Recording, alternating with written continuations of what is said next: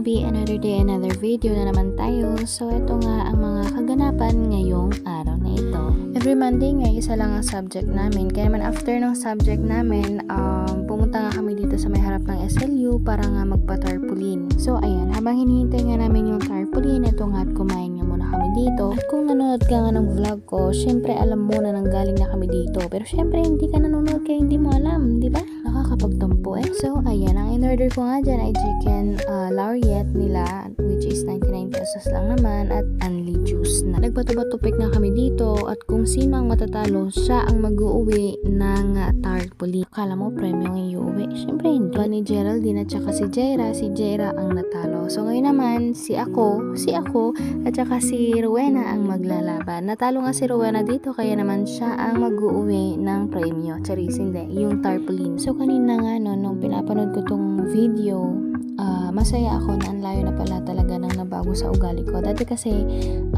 ina-isolate ko yung sarili ko, ayoko makipag-communicate sa iba.